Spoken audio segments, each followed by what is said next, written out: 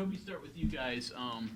You're already playing with Tucker, and then Amani goes out. So just trying to get into the flow when you have those kind of injuries, did it take you a little while, you think? What'd you think?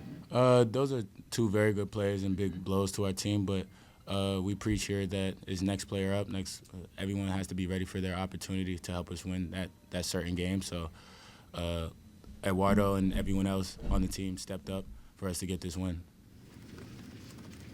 Eduardo, so sort of similar for you. Obviously, your role changes instead of just being switched in and out. Now you got to be more of a main cog. Does that change how you play when Amani's not able to go?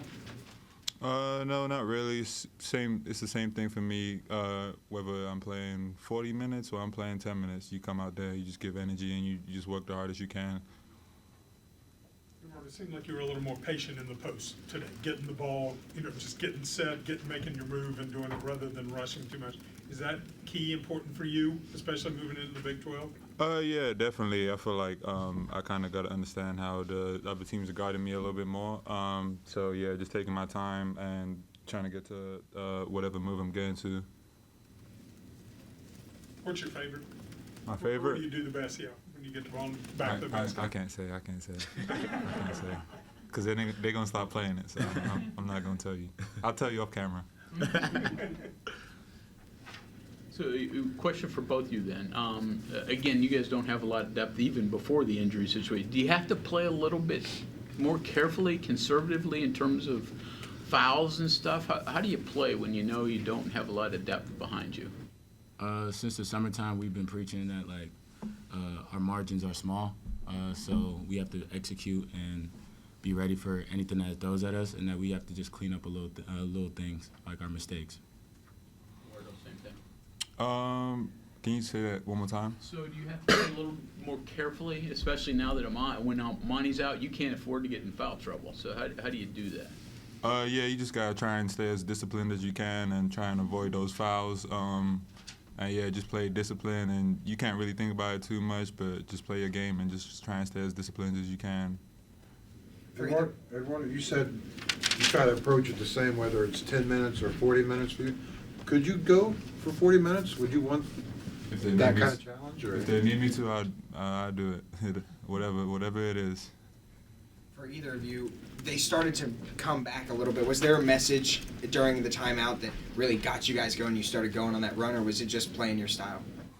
Nah, definitely. I feel like we had to turn up a little bit on defense, try and speed them up a little bit, and try and force some of those turnovers that we ended up getting. And, yeah, that was an emphasis that we have to turn up on defense. Yeah, I think that we just went back to our brand of basketball that helps us win the games that we have won. So we just turned it up defensively on that end, which helped offensively for us. How did you feel about your defense overall today, especially second half? I feel like we still have improvements, but we are trending in the right direction, and we came out with the win. That's the most important.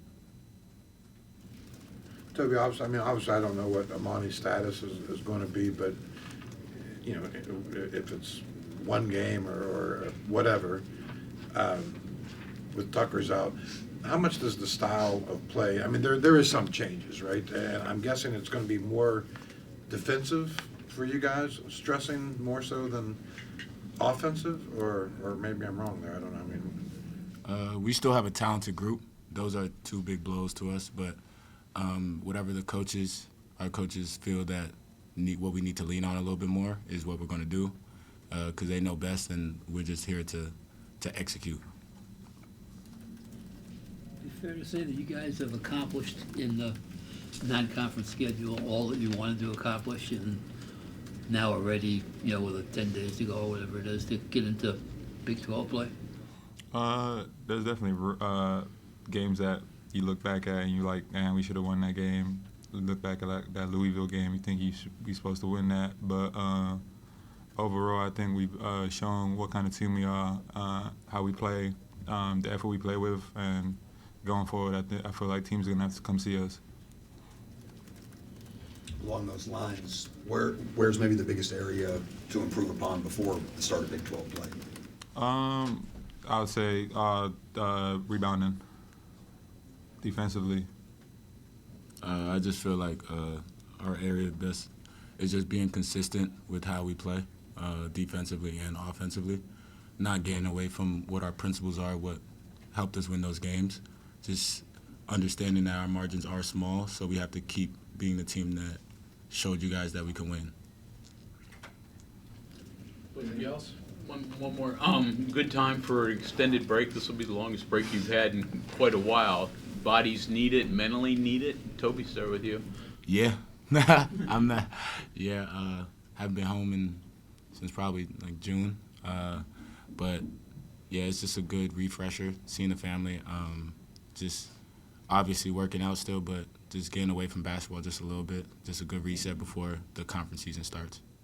And I assume you're not going home, or are you, or what's your plan for the next 6 days?